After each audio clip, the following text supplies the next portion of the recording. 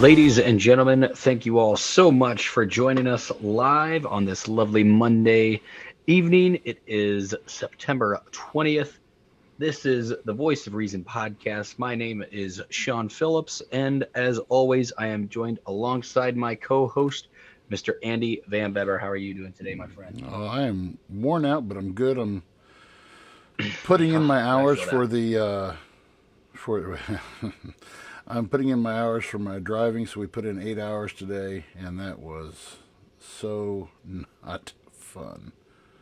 I But believe it. Now, are you driving with students on board? Do you have no, like a no, normal this bus is route no. that you're We're doing with right now? we're going with an instructor right now, and so we're with this instructor. We're supposed to log so many hours. So this was the last. We got all my hours in today, and so then we'll go out. We'll go driving. Well, I actually have to go take the. So I'm taking the driving test. I've already taken the written test. I'm taking the driving test in St. Louis next Monday, and so Okay. yeah, my first time driving in the city, and it's going to be taking a driver's test. So go figure. Right. Yeah. About to say they throw you right into downtown and they like Well, yeah, it's make you actually do it with a so big it's old yeah, bus. it's actually in South. So we'll go down to South City, and then you do your you do the Hmm. what's called the walk around, and then you check all the different parts of the bus.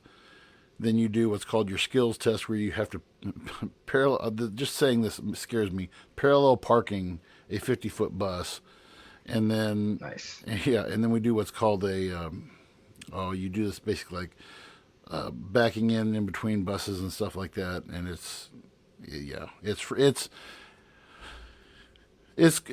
I'll do fine. It's just the hardest part is actually doing. It's called the pre. It's called the pre. It's called the pre-trip exam, where you have to look at all the different parts of the bus, make sure everything's working right, and so. But Yeah. it'll be fine. So Yeah. I remember when I was actually air assault or like at air assault school, one of the hardest parts of our like testing, like the big thing that, was like most people were nervous about, but everyone pretty much did fine on it.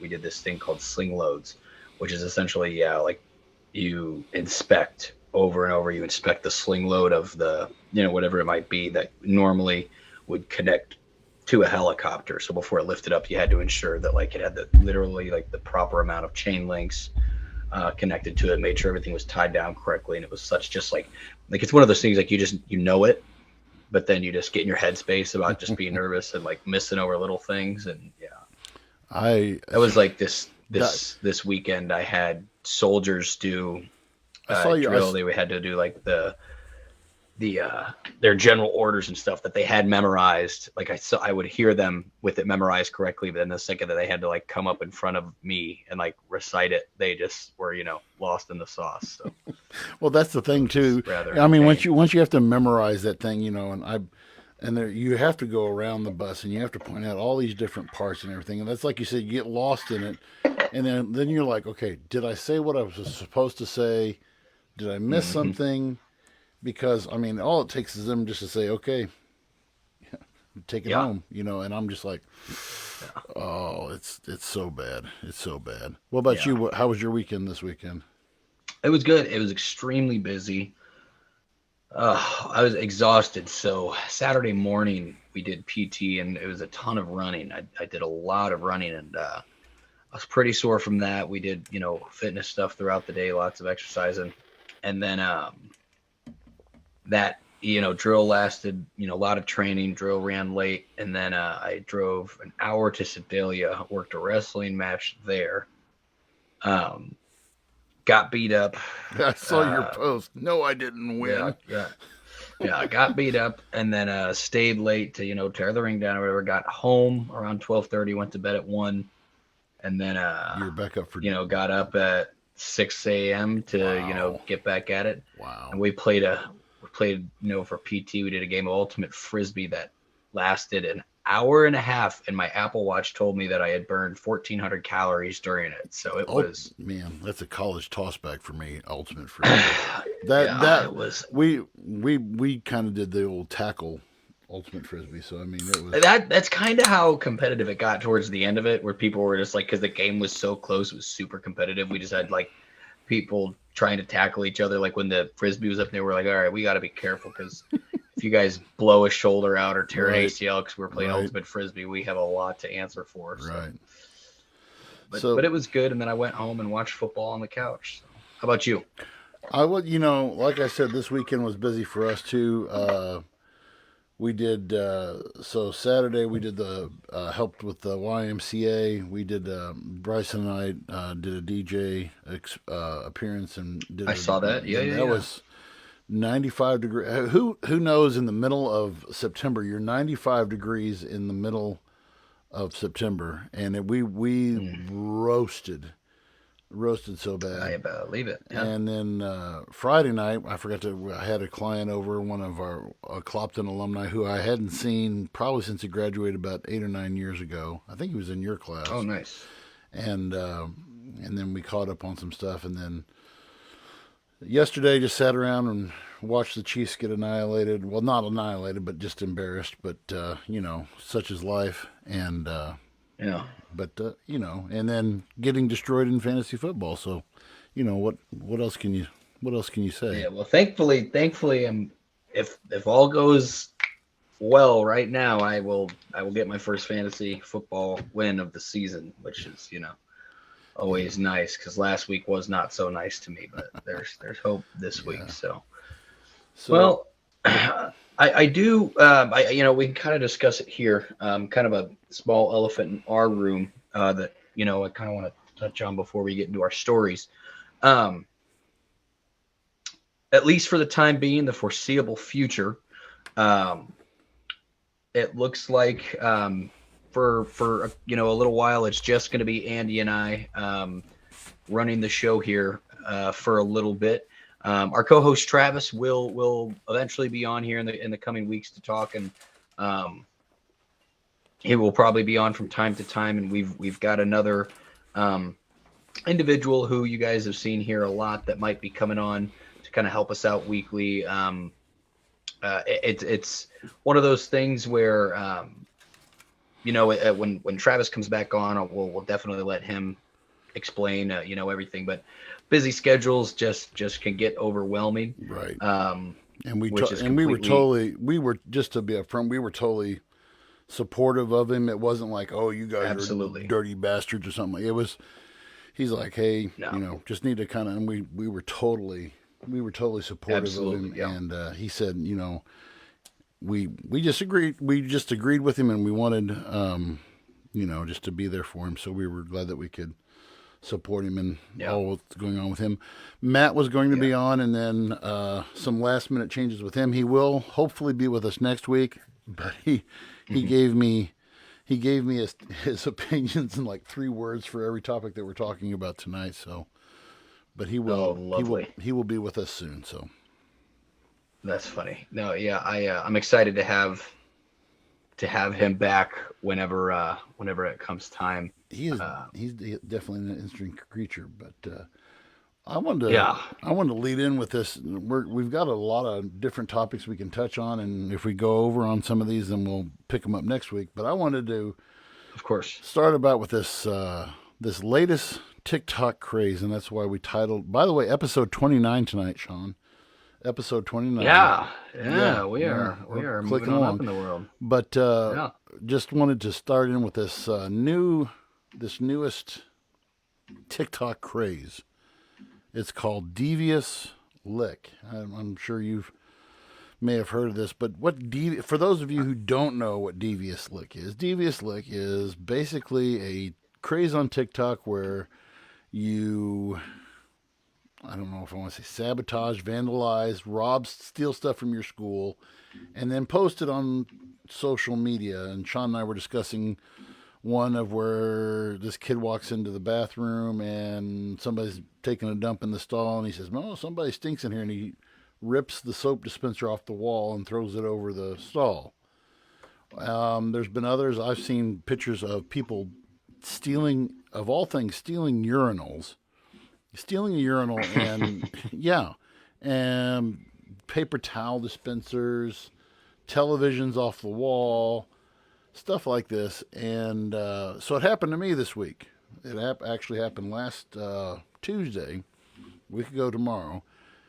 And it wasn't anything big. It was my, well, it was, if I had to replace it, would have been big. But there, you have your smart board and you have these computer markers that basically go with the smart board. Hmm. And somebody had taken the whole set and the eraser. And those things cost about $200 just for those things. Yeah. Yeah. And I started, and I knew some folks were probably going to, somebody was going to roll, somebody was going to rat somebody out, somebody was going to do something. Hmm. And I found out who it was. And then I went and confronted that student and I said, hey, we don't do this. He said, oh, yeah, it was just a devious look and blah, blah, blah. And I was like, okay, joke's over. The very next day happens again. And I go straight to the kid. I said, what's up? And so he's like, not me, not me. I swear it's not me. He said, you can check my bag, check my locker. And then I said, okay, where are they at? And devious look. And then I went in.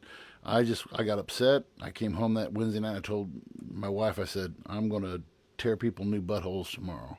So I went and I Hmm. actually, Yeah. I worked, so I talked with my principal about it and I talked with one of my coworkers. And my coworker said, bring up the part of the school manual. He said, don't make it about you. He said, bring up the part of the school manual tomorrow where it talks about theft and how it can get you suspended and kicked off teams and everything else like that. And in my 25 years of teaching, I have never yelled. And I mean, you've heard some dandies when you were in my classroom, Hmm. but I had never yelled. I yelled so loud that I made two girls in the class cry. And I mean, I went absolutely ballistic. And it, to me, the basically the point I made with these kids, I read it out of the manual, and then I said, what level of ignorance do you need to have to be influenced by someone on social media to do an act of vandalism to your school for the sake of likes on social media? And it kind of Hmm. goes, I don't know if it was last week or a couple weeks ago, we were talking about that, what was it, that mockumentary about Facebook and how, was that with you? Or you and I were talking about that or something. It's called The Social Dilemma. I don't know if you've heard of this before. Maybe somebody else I was talking. I don't think so. Yeah. Yeah. Okay, so there's a mockumentary out there, and it's based on the true story, true accounts of people who used to work for Facebook and MySpace and all these, and it's called The Social Dilemma. And what this thing goes into is how it is like it's dangerous for, I mean, the dangers that social media, the science behind it that is doing to your brain, like Yeah. getting the response from the likes or the follows or the whatever, is sending this dope, it's causing the Literal dopamine. dopamine. Yeah. Yeah. Yeah. And so they were talking about how dangerous this kind of stuff is and how, so many different kids and even adults now. I mean, the whole thing with social media and how, and I guess I shouldn't be kicking too hard against the hand that feeds us here, but the fact that how social media is creating this false sense of accomplishment of I've or I've made it or I'm successful because I have X amount of likes or I have, and they just Hmm.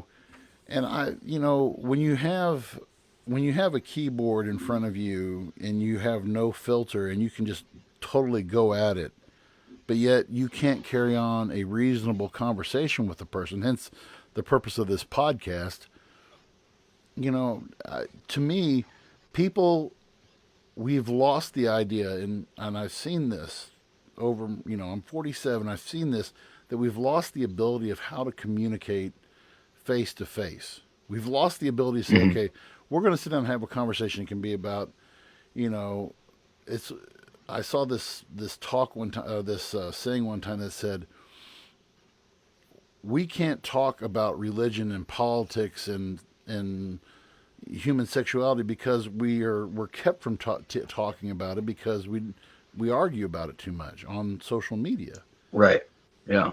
And it's just stuff like this when kids see it. And it's sad to say that the greatest influencer of this new generation is social media. It's not a it's not a coach, it's not a teacher, it's not a parent.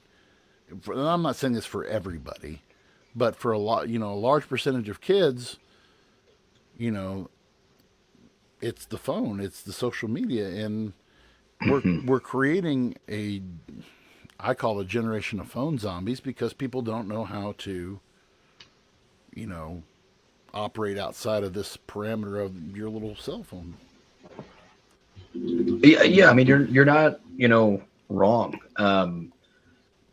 And I, I think we all fall guilty a couple, every day with some of those, different things. Like I might find myself kind of like scrolling through more than I necessarily need to sometimes. But yeah, I mean, it's wild, and it's also like we kind of come to just like technology and internet and kind of social media in general becomes like almost an outlet for how we receive our information, which is dangerous in itself Yes. because look at um based off like your kind of like surroundings generally, like kind of that's how people get their thoughts and opinions that way. But like if you're on Twitter or if you're on Facebook, and then all you see is just constant, you know, Barrage, right? um, just a barrage of opinions about certain things, and then those opinions come from maybe a left or a right wing skewed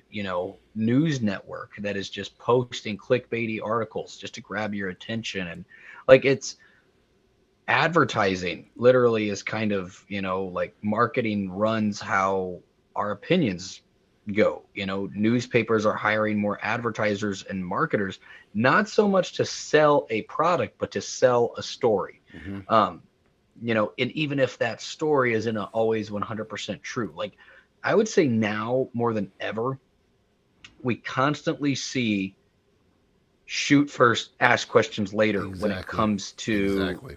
like news, when it comes to reporting on something. It's literally Who just the worst and worst thing first, and then we'll deal with repercussions later. right, and who can get the story out first? It's not necessarily about the truth as it is Hmm. selling the story. I remember it's been a few years ago, but Denzel Washington was interviewed on the red carpet for some premiere or something like that, and he called out the media and you know, he said it's not about the news isn't about truth anymore. You guys are like having a race to see who can get the most numbers and who can, like you said, who can get the most clicks, who can get the most anything. Hmm. And what's bad about that is people base their misinformation upon that, and then they, like you said, they run with it. Hmm.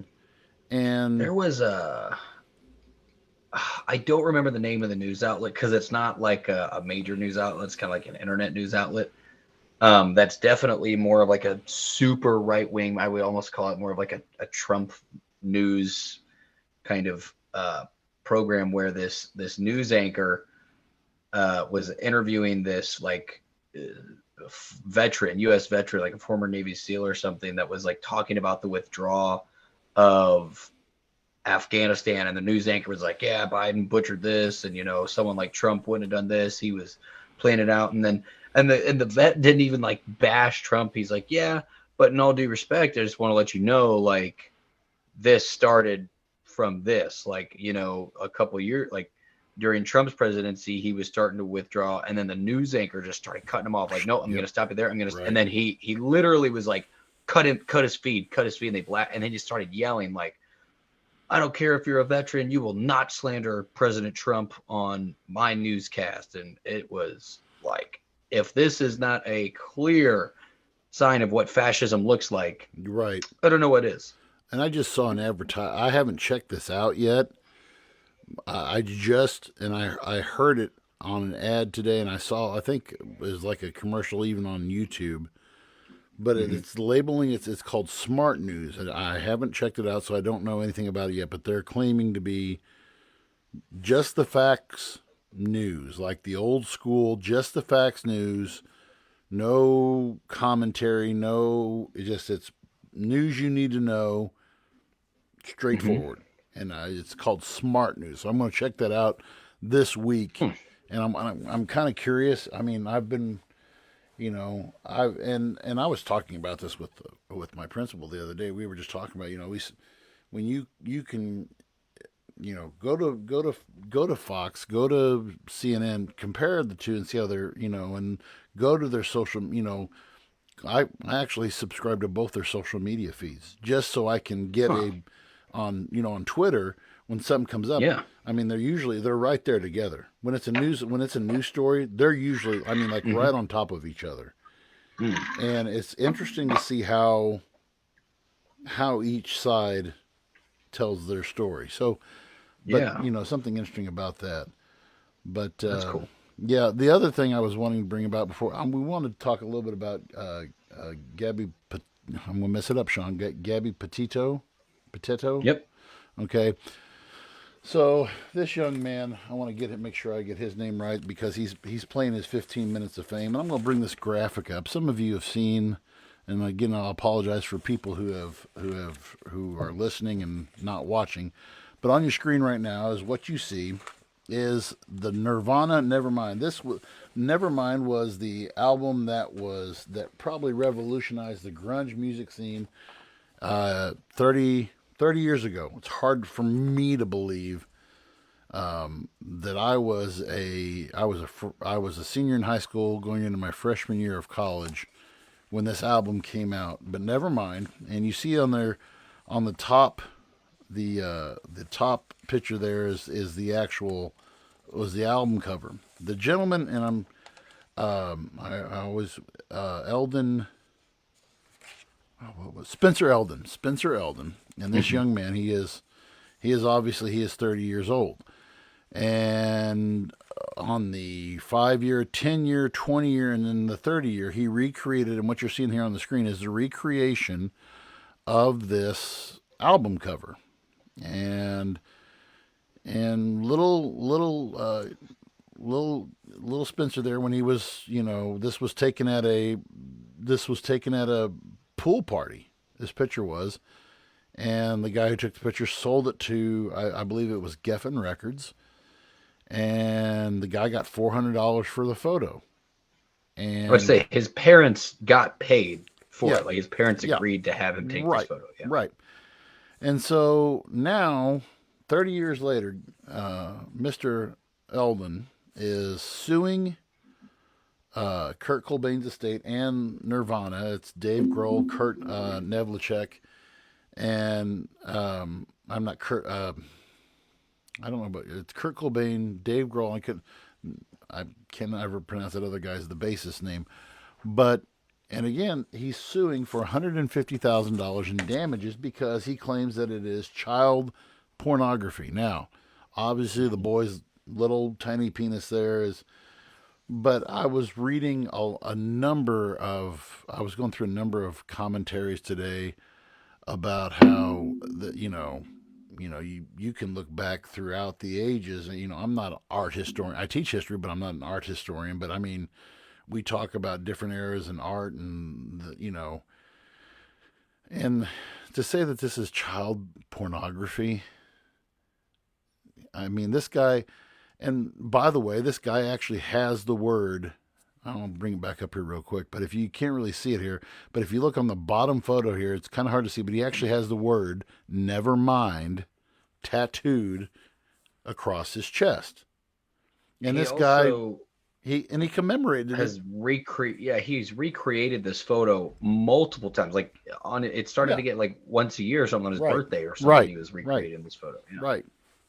And to me, you know, the guy, and so I was reading through BBC's. This was from back when he filed the suit. Um, but he was basically saying he's an artist now. He said he told this news outlet that he came to the realization after trying to get in touch with the band and the photographer who took the photo. He's like, just a few months ago when I was reaching out to Nirvana to see if they wanted to be a part of my art show, I was getting referred to their managers and their lawyers. And he said, why am I still on the cover if I'm not that big of a deal? Okay, that right there says it all. Hmm. I don't think I'm taking him out of context when I mean, That's just the paragraph there. And it says this guy is reportedly seeking damages, attorney fees, and an injunction to prohibit all parties from continuing to engage in the unlawful acts and practices described herein. I hate to tell that guy, but that album cover is probably one of the most famous, next to the Beatles' White Album, is probably one of the most famous albums covers in the history of music. And Mm-hmm. I mean, it was that album for me. I mean, changed how I viewed music. I mean, it opened me up a lot more to music. I wasn't really a grunge guy or a heavy, Mm-hmm. but Nirvana. I mean, they basically added more rock to punk, and that's where you get the grunge scene. But and then this guy is, I think this guy is just upset that he's lost his 15 minutes of fame. Nobody cares Well, about wasn't him. like the wasn't like the point of the album cover something along the lines of like chasing a buck? Yeah, Like that's like the and how and then I'm ironic like here he is how chasing a buck. ironic, right? Yeah. How ironic is that? Yeah. And I see things like that, and I was talking to some folks the other day about how litigious we are getting in this society anymore. Get if I can find a way to get a buck off of somebody, I'm going to do it. If I'm going Hmm. to, if I can sue a police, I mean that's why everybody's got their phones out, and whenever a cop gets them pulled over, so I'm gonna get some money out of this police department, or I'm gonna, Hmm. and but I saw that story and I thought it was quite. It was just, to me, I didn't want to give this guy any more time because I do want to spend a lot of time. We want to spend time talking about Gabby, but I saw that this week again, that his case is actually moving forward, and that there is a courtroom somewhere in Southern California that is actually listening to this case.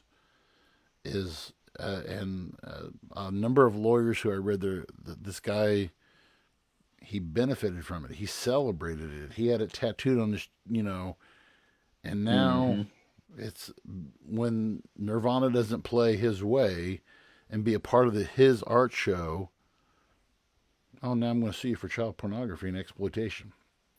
It's Yep. totally I ignorant. legitimately think probably what's going to happen is, I mean, Nirvana obviously could probably afford a pretty strong defense Oh yeah, team, you know. So worst case scenario, I think that they might agree to like a plea deal where they dismiss child pornography charges and give the dude $50,000 in cash and tell him to leave him alone and not um, mention it ever again. and to me, that's If that, if and I if honestly that. think, yeah, I truthfully think that probably the judge is going to look at this and be like, you're joking, right? Well, and what really surprised me is Dave Grohl is still a big voice in rock and roll. I mean, Foo Fighters, heck, Yeah, they're yeah, they're oh going yeah, they're they're going on they're 20 plus. giant. Yeah, by the way, I love Dave Grohl. I love the Foo Fighters are in my top 5 Hmm. favorite bands. Hmm. I love watching him perform. I love watching him be interviewed because he's like, this is chasing a little bit of a rabbit, but every time they try to bait him on, well, what do you feel about politics, or what do you feel about this he said, hey man, I'm here to talk about music. He said, I don't talk about Hmm. politics. He said, that's my, and I applaud that guy. And so to have a guy like that, whenever he would say that, I mean, like you said, I think he's got some good high powered attorneys that they'll Yeah, probably put this to bed pretty quick. fairly quick. Yeah, no, I agree. I I agree. So why don't you go ahead and lead in about this Gabby Petito story? Yeah, so as some of you guys might have seen in the news in the last couple of truthfully, it was kind of a story that came out of nowhere, and that is something I kind of want to be the first things that I address. And I'd spoken with Andy about this earlier. Is I saw a lot of people that were kind of going in this week is kind of like on Twitter and other people like talking about how this is a missing persons case and that the only reason why this is has made news is because it's like a pretty blonde, blue-eyed white girl. Is Mm-hmm. the only reason why it received national attention. That there's tons of other individuals who aren't pretty blonde white girls that don't get any news attention. And um, first off, like, shame on you. This is a Right. missing individual that they thought they might have a chance to potentially find alive. Um, which, if the one thing you're worried about is, other people not getting attention, like we want to find everybody. Mm-hmm. But the big thing that gets me is this was not a case that was like picked up by news outlets the day she was reported missing at all. That's one thing that people just they create that narrative, or like they like to create that narrative. That's not the case. Um, this case took off because of TikTok. It was literally there's a whole like in like Reddit, there's subreddits of different threads and niches that you can find in Reddit. TikTok's I've heard is like the same way. I don't have TikTok, but what I do know is that there is a pretty big like true crime section of TikTok of like these are TikTokers that are obsessed with true crime. And this was a particular case that had popped up that they found themselves interested in. And friends of hers that had kind of reported her missing were also on there. And these people kind of took the reins with it. And it blew up because it was such a weird thing.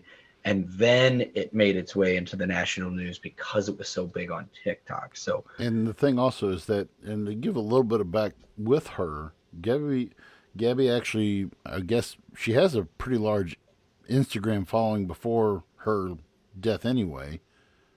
But she was um, vlogging her and her fiance's basically trip across America, right? yeah. And the vlog was like new. This trip was like their first trip and the start of this travel vlog. And there's a very interesting detail that I had actually read that I'll get to later about that vlog that might actually have more proof that like just give a better timeline of when she actually went missing. Um, but yeah, so it originally, yeah, like I said, it was they were documenting a cross country road trip on their YouTube channel. Um, and to kind of do a rough breakdown of timelines, in June of this year, they had actually left. So her fiance or boyfriend's name is an individual named Brian Laundrie, is his name. His family, which we'll talk about also here in a little bit, live in a town called Northport, Florida. They had been living there. She had been living with him for about a year. From my understanding, her family lives in New York. Um, and they were traveling west in her travel van. So essentially, these two had known each other. I guess his family had lived in New York, and that's where they had grown up together and started dating out there. His family moved to Florida. She ended up going out there, and it sounds from an article that I had read. Again, I don't know how true this part is, but I had read that she had sold a lot of her belongings and bought this Sprinter van to turn into a travel van, and that was a project they had worked on together. Beginning of July, they traveled through Colorado into Utah as they were kind of headed out towards Arizona and Wyoming, towards a bunch of the national parks out west. Um, And now, I just put up on screen too for those of you who are watching. okay, cool. And Sean's actually coming, but you can see a picture of the van that they used. And but go ahead, Sean. I'll just leave this up for a little bit as you walk through No, this. no, yeah. So around August 12th, which is a really important date, and this is another one of those tough situations. Police in Utah, Moab, Utah, had responded to an incident that involves a domestic dispute between Petito and Laundrie. The Grand County, Utah Sheriff's Office released a 911 recording in which a caller claimed he witnessed Brian Laundrie allegedly slapping Gabby Petito and chasing her up and down a sidewalk in Moab, hitting her. So, for the record, this was not either one of them had called authorities. This was a witness had called authorities and said that they had seen something. So, in the recording, like I said, it claimed that he had seen an apparent domestic dispute unfold on Main Street in Moab while they were driving. So police ended up pulling on their vehicle as it was kind of swerving, and it actually went over a curb. So they um, pulled them over and spoke with both of the two separately. Now, this is where I'm seeing a lot of dispute on the internet of how these police handled this situation. Many people are saying, are pretty angry that, because it's very clear, there's a body cam video released of it where Petito is very upset. I was going to say it's disturbing. It's And yeah, it is, and definitely this Brian guy. It almost kind of like reminds me of like Ted Bundy in a way, of where he's like, Mm-hmm. trying to play so cool of like, haha, I can get along with the cops. Like, come on, man, she's great. Just kind of this. It's unsettling. Like he's laughing and kind of joking around with one of the cops, talking about like, dude, literally kind of like the, how it is, man. These women are crazy. Just like talking about her who's upset. um, she gets placed in the back of a squad car, which again, maybe not the place to put her, even though they were putting her there to like calm down so they could get her side of the story. When you put someone in the back of a squad car like that, if this person doesn't know what might happen, it's not the best look on the department of where you should be putting someone that might be a potential domestic abuse victim. Right. Because by putting them in the squad car like that in the back, you're kind of giving that impression that they might be at fault here, which is the last thing that you want. Um, where I am a little bit mixed up at when it comes to this situation is because I've seen several different reports, so I don't know 100% of what's true. I have read in some articles that after the situation, the police had actually gotten a hotel that laundry.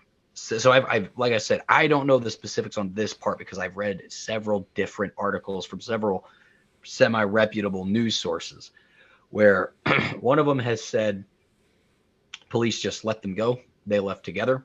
I've read other ones where it has said that Brian Laundrie stayed at a hotel where Gabby Petito um, stayed in the Sprinter van. They separated them over the night. And then I've read another one where it was Petito that stayed in the hotel and Laundrie that stayed in the Sprinter van. So that I've literally heard conflicting stories from like literally MSN, um, CNN, MSNBC. Like I've read different articles regarding that situation, so I can't say one thing or the other. What we do know is that they were called to a domestic. Um, it's hard, like you know, could have things been handled differently? Probably, given the circumstances, what we know about domestics, why domestics can be so difficult, is in this instance in there, she states he did not hit me.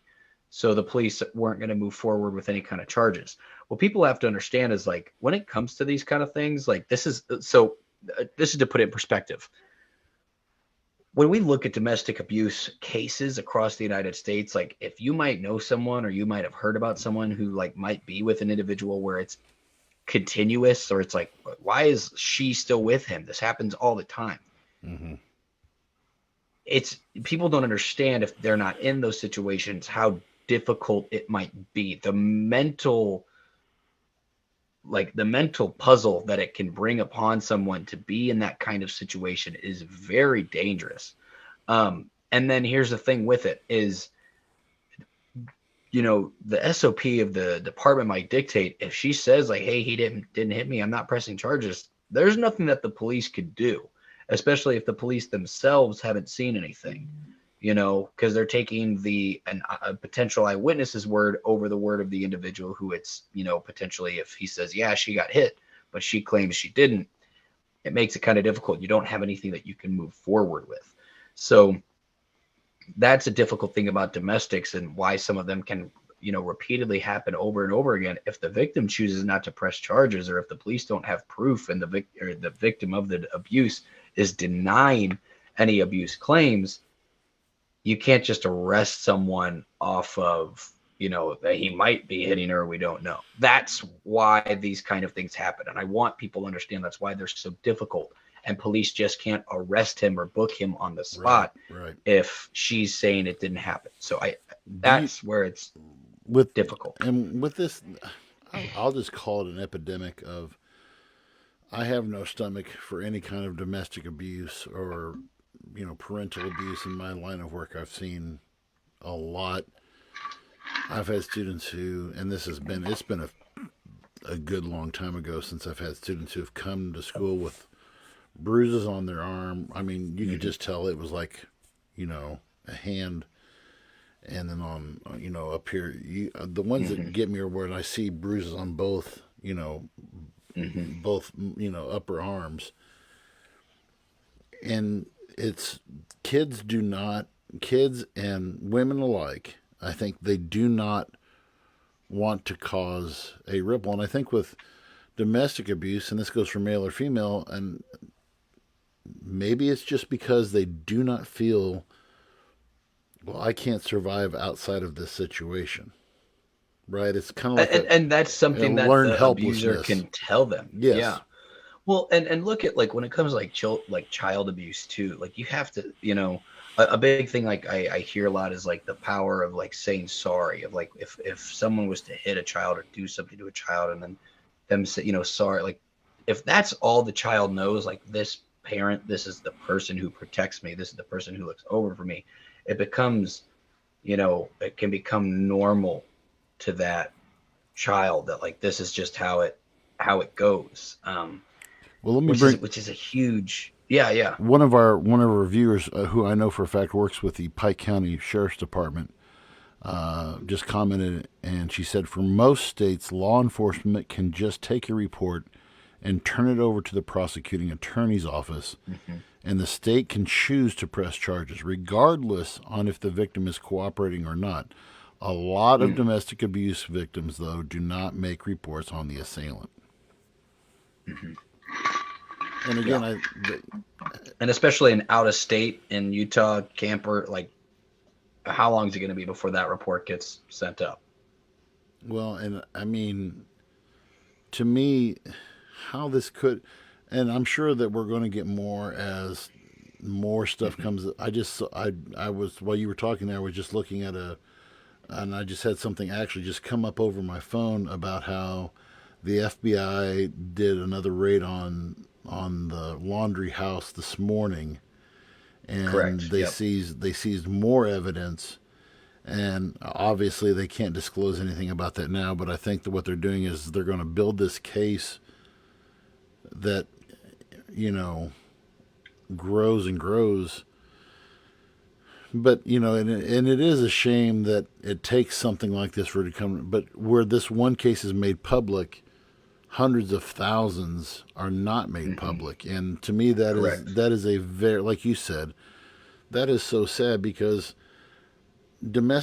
my aunt, and she was married to this man, my uncle, for 25 years. Now this was back in the 70s and the 60s, 70s and the 80s. She's married to this man, and I mean, we would get reports about how he slammed my cousin's head inside of a dishwasher, and whenever they would, and what was bad about this guy was a jailer at the local county sheriff's Hmm. department, and he was a Hmm. deputy. And so when you call down there, oh, that's just such and such. He won't do.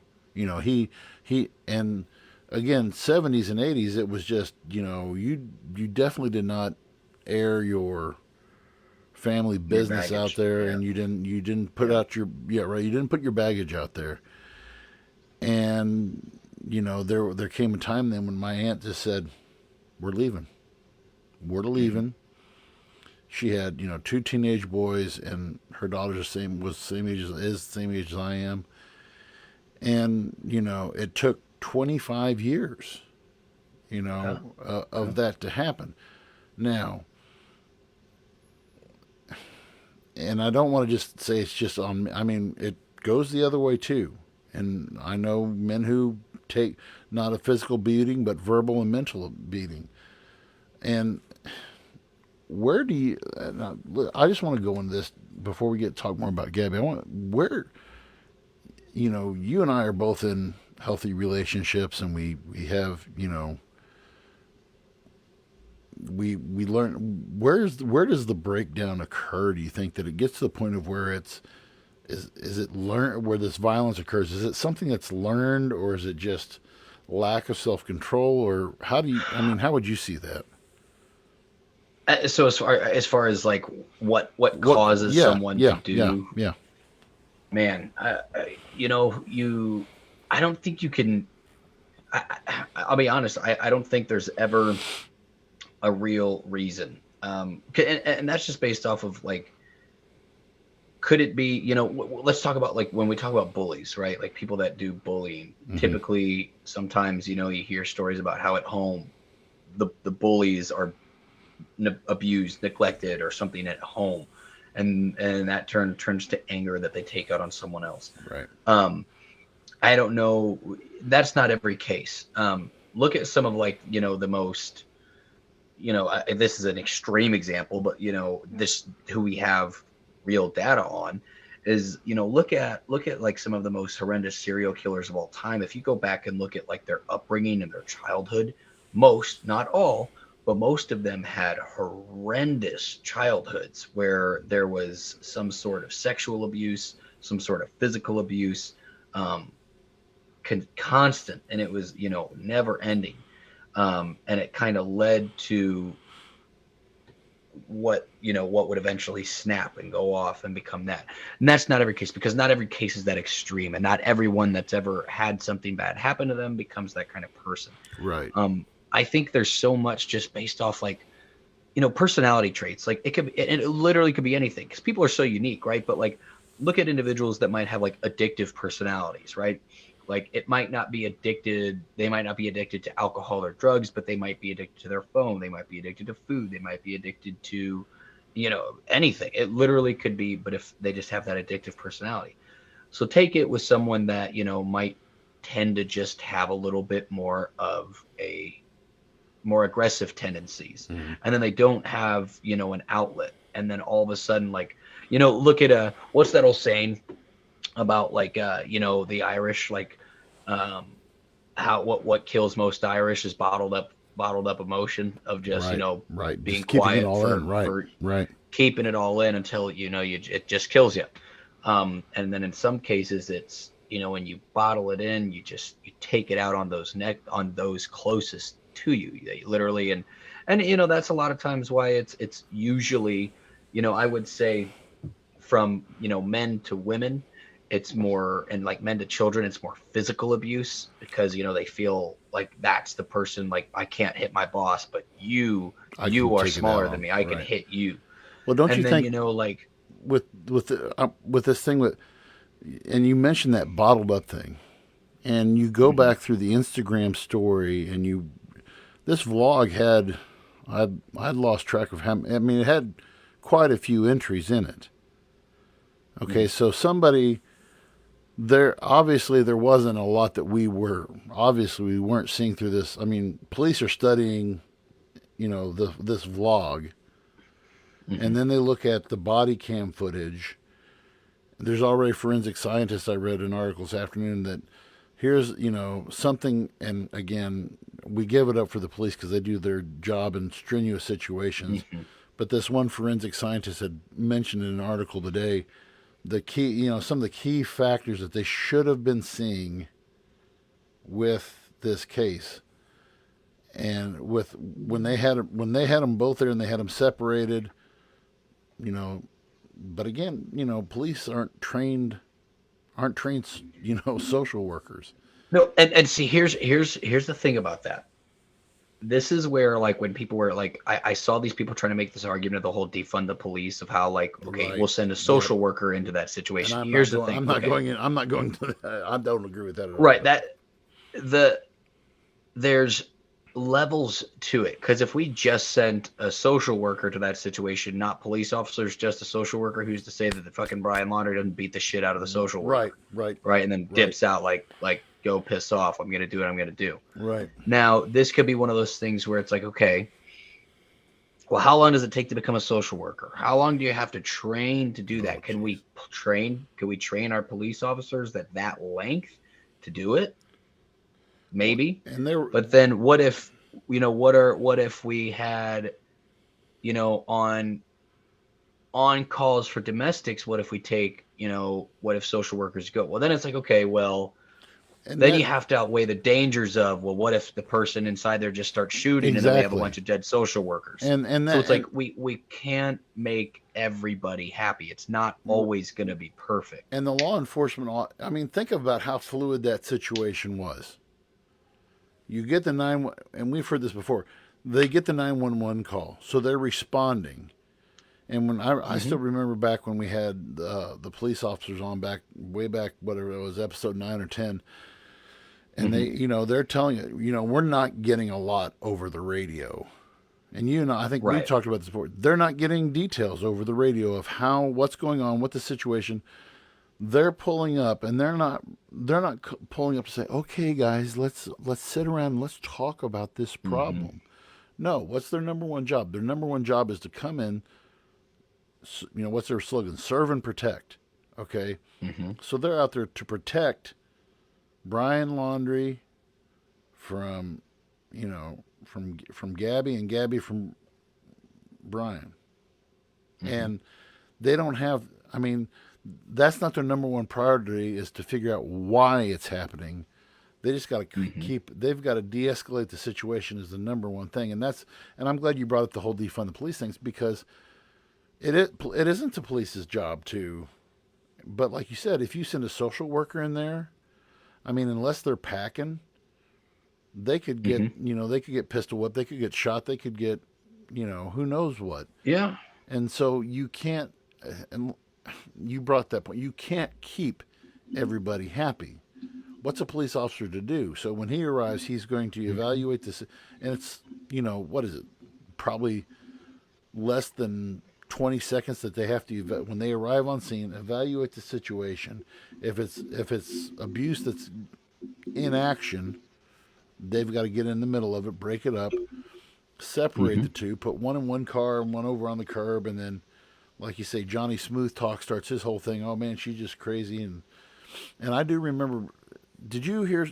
Maybe I misheard this, but didn't they say on one of the body cams she started mentioning her OCD or something like that, and Yeah. how it drove him nuts? And I'm just like, man, if it has bottled up and got to this point to where your OCD is called, there's issues, but the cops aren't there to. They're not there to figure it out. They're going to say, how can we protect Party A from Party B? And Mm-hmm. Yeah. I don't want. We have another comment here. It says, from what I understand after watching the cop cam, there were eyewitnesses who said Gabby was the aggressor in Moab. The cop So mentioned there that. was, yeah, there was like she had said that she had slapped him like in the vehicle. Mm-hmm. Like yeah, I'm literally like the report that again, this is where that's where what makes this case so difficult is there's a ton of conflicting reports. Mm-hmm. You read one news article, it might say one thing, and two others will say another thing. So that I want to make very clear because I've read a lot of different ones about this case to try to get the most transparent. That's why I've said before, like I'm unclear of certain things Right. because they're all different. There are so many different things, and I don't think actual police reports have been like released yet, at least not Right. that I've dug up. So, And they also said um, the cop mentioned that's why it is hard, because all three stories mhm. were jiving together. So technically, she was the one who was supposed to go to jail, not saying that the aggression wasn't self defense though. And so that's the other thing we don't know. Right. Is it self Yeah, defense? because literally, like what I'm reading right here on MSN, like it says, in the recording of the 911 call, the caller, whose name is not released, claimed he saw the apparent domestic abuse unfold on Main Street in Moab between a young couple driving a white van with a Florida license plate. We drove by and the gentleman was slapping the girl, the caller told the 911 dispatcher. Yeah. And then when we stopped, they ran up and down the sidewalk. He proceeded to hit her, hopped in the car, and drove off. So like And there was another thing that I had read where he would literally lock her out of the vehicle and tell her like, yeah. why are you doing this? Why are you doing this? Well, she would cry. So very clearly there's a lot of mental head games that are going on, and that kind of stuff had to have been going on It, for years, months. This is not something that probably just started over this, because there was another article again that I read that talked about how one of her friends, Gabby Petito's friends, had said that this isn't new. Like Brian was controlling, very jealous, like wouldn't let her go out and do this or that or the other without him. That kind of guy. Um, and so I wanna shuffle forward. So August 24th, um, according to MSN, Petito was spotted checking out of a hotel in Salt Lake City, Utah, police said. This is the last time Petito was reportedly seen alive. So this is give or take about 2 weeks, mm-hmm. just shy of 2 weeks, about 10 days after the alleged incident. So August 25th, and this date is pretty crucial. Petito's mother, Nicole Schmidt, said that she had last spoke to her daughter on August 25th when Petito told her that her and Brian were leaving to Utah and headed to Grand Teton and Yellowstone National Parks in Wyoming. Mm-hmm. Sounded excited to go on her trip. So her family claims they regularly had contact, multiple calls, multiple texts throughout the day, each and every single day. Okay. Um, Now, since August 25th, Schmidt claims that she had only received two texts from Petito's phone on August 25th. One of them was literally the first one that came, says no service in Yellowstone. I don't know what the other one said, but the first one I read was like no service in Yellowstone. But there were no photos or details about the trip. They were very short and abrupt. So her family does not believe they came from Right. Gabby. Right. They believe that they came from Brian. Um, and also, Gabby had, if you go back on her Instagram, had constantly geotagged all of her locations consistently. The last photograph that she uploaded was on August 25th, and it's, for whatever reason, the only one where the location isn't tagged. One of those kind of probably missed without recognizing it things by Brian, thinking that Brian was the one that uploaded this. Mm-hmm. Um, And just to so it's mention that, believed that between, in yeah, Grand Teton is where they did find her body. her body, Correct. correct. Yeah. Yes. So August 27th to August 30th is where the FBI and state authorities believe Petito disappeared. They don't know when, what the exact date was. However, what's very interesting, and part of the reason why they found her body, there was a couple, another travel vlog couple that was literally driving past a normal camping park spot to find a separate place to find a spot for their camper, where they were driving and like literally just cruising through, and there was a white van off to the left of the road just randomly in this field. um, no car on, but they know it was their van, because the vehicle literally matches, but also her shoes and hat were seen in the vehicle while they're driving by. Well, get this. So this couple shared this video with police because they were just editing it. They knew that, they had kind of heard the story because they were in the area, but then they were literally editing their own YouTube vlog when they were like, holy crap, I think that's the van. Like, that's the van that we keep seeing in the news. So they shared that with police, and then after police had it, they kind of had an idea where she was, and they found her not far from that location. So odds are that is probably where Brian had either murdered her in that area or at least just went to dispose of her body. Now I want to go down. So here's where things get kind of interesting. So a potential witness, an individual named Miranda Baker, claimed in a TikTok post. So this is kind of where things started to get big on TikTok. That she and her boyfriend gave Brian a ride in Grand Teton National Park on August 29th. Police in Florida confirmed that they have spoken to her, but the FBI have not. So Baker claimed that Laundrie told her and her boyfriend that he had been camping alone for a few days while Petito was working on their social media page from their van. Baker said that when she told Laundrie that they were headed to Jackson, he got out, was thankful, but was in a hurry, to where he literally was gone within a couple of seconds, got out the van, left. So that was on August 29th. September 1st, Laundrie returns to Florida in Petito's van without Gabby Petito. So that, from where they were at in Wyoming to Florida, the 2-day trip, meaning he left that day and drove straight through. Probably Now, that's a power drive too. so the issue is there's been no contact. He returned September 1st, okay, 19 days ago. Gabby Petito was not reported missing by her family until September 11th. So when these people are talking about all these missing, why is this brought up right away? It was 2 weeks since her death that she was even reported missing.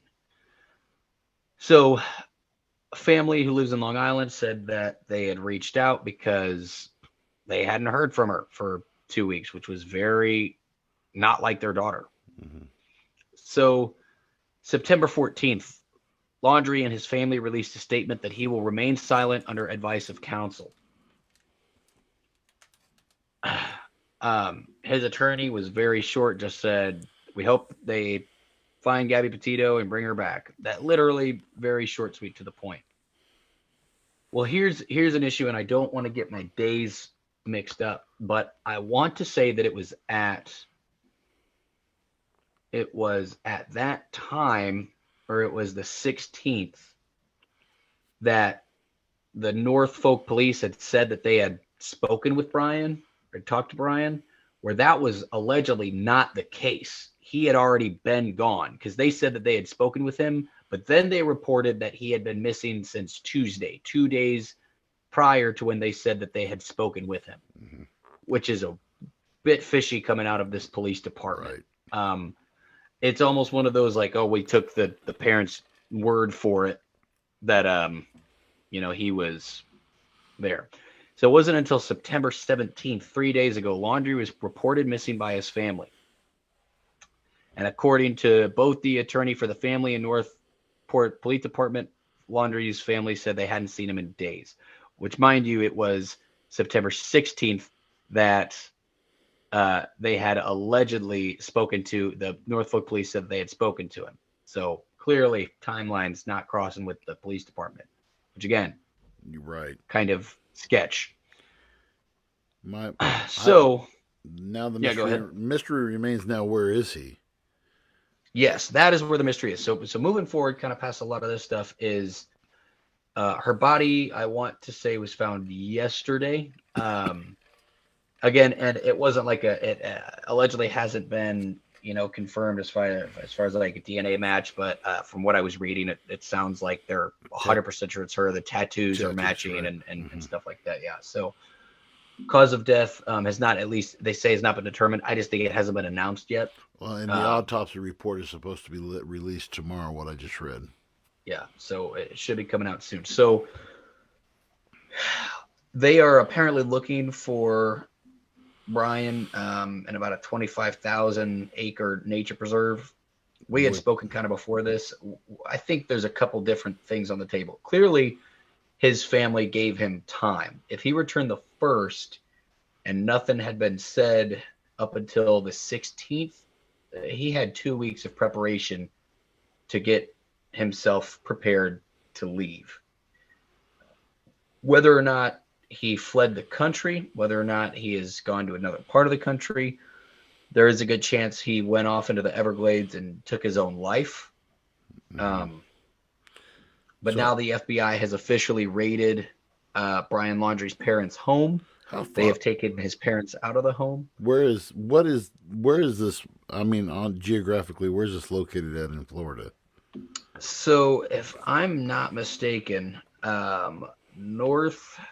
this part of Florida is like kind of in the middle part. Like it's not it looks towards like, the ocean. Yeah, on the map it's here, in the Everglades. Yeah, it looks like it's a little bit north of Orlando, possibly.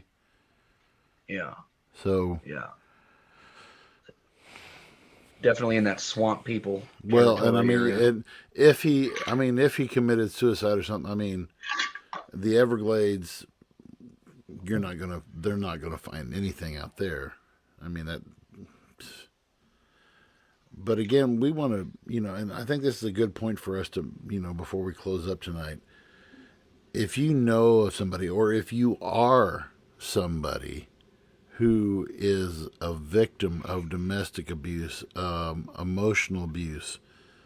One of our viewers said mental and emotional abuse, along with isolating Gabby from everyone, the perfect combo for an abuser.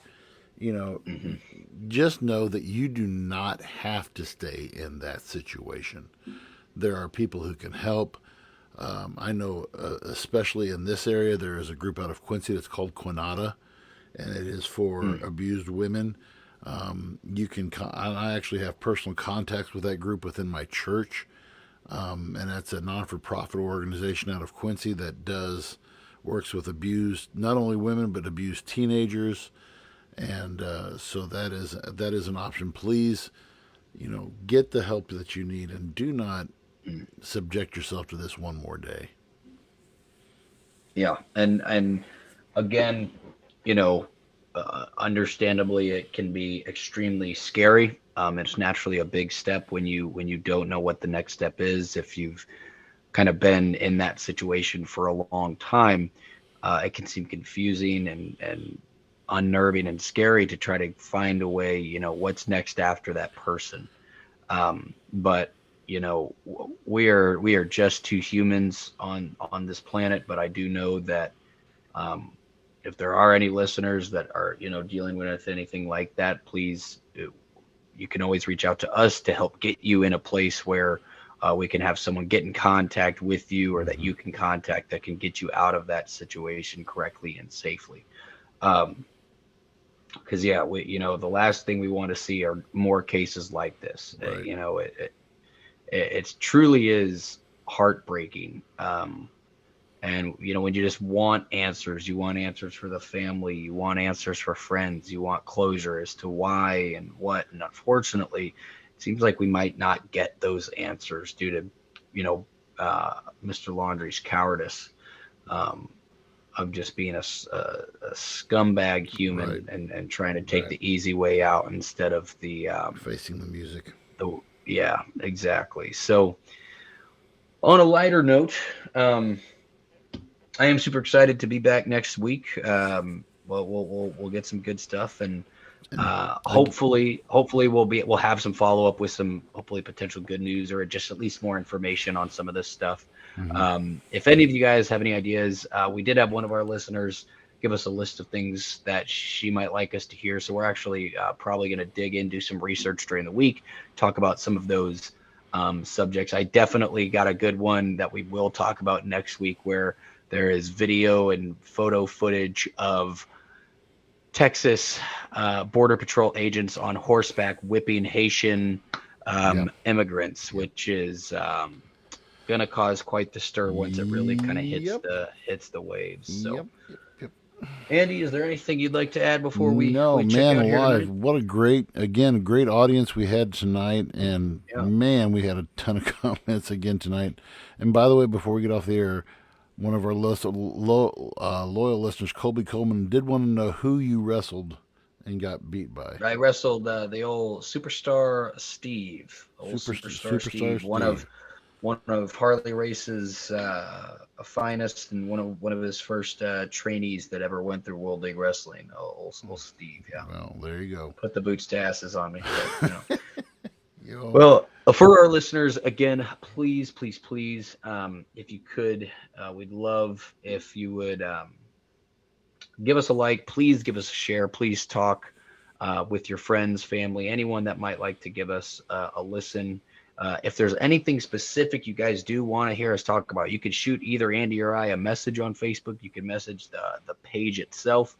Let us know what you'd like to talk about. We've seen the comments, and I know we're going to talk about some of those subjects that we had seen recently.